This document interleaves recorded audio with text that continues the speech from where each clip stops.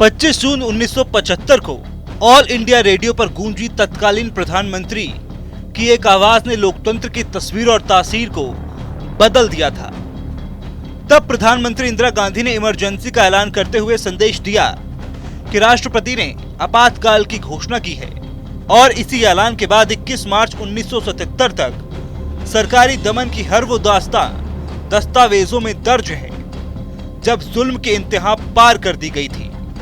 विपक्ष के तमाम नेता जेल भेज दिए गए, प्रेस के पर कतर दिए गए, सारे मौलिक अधिकार शून्य में समा गए, जबरन नसबंदी जैसे प्रयोग जनता पर किए गए और वो सब हुआ रायबरेली से इंदिरा गांधी का चुनाव रद्द होने के बाद। आज उसी आपातकाल को 50 साल पूरे हो गए हैं। भारतीय जनता पार्टी उसे भारत के लिए काला दिन बताकर संविधान की हत्या का दिवस मना रही है।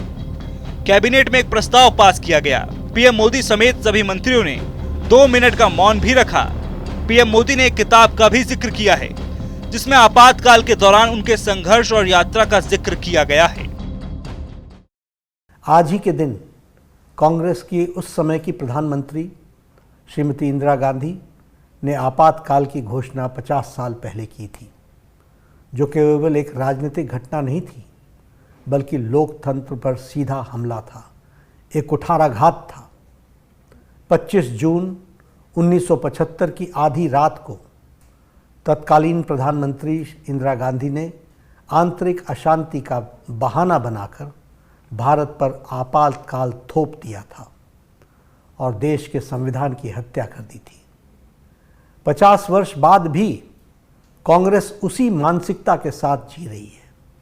उसकी नीयत आज भी वैसी ही तानाशाही वाली है। बीजेपी देश भर में आपातकाल के विरोध में सेमिनार और सम्मेलन कर रही है। इस दौरान सीएम योगी ने भी सोशल मीडिया पर लिखा है, 25 जून 1975 भारतीय लोकतंत्र का काला दिवस है। इस दिन कांग्रेस ने देश पर आपातकाल थोपकर संविधान, अभिव्यक्ति की स्वतंत्रता और नागरिक अधिकारों का गला घोंटा।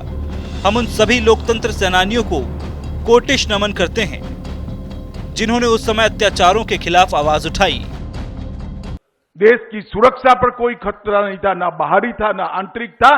खतरा था तो इंदिरा गांधी की सत्ता पर था और जनता जागरूक हो गई थी। उन्होंने कहा कि हमने भावावेश में जो बहुमत दिया है इसका उचित उपयोग नहीं हो सकता है, और इस सब से परेशान होकर इंदिरा जी ने आपातकाल डाला।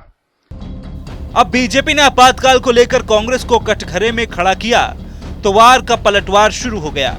कांग्रेस सहित विपक्षी दलों की दलील है कि वो घोषित आपातकाल था, आज अघोषित आपातकाल है। इतनी महंगाई बढ़ रही क्यों, उसका सवाल का उनके पास जवाब नहीं है।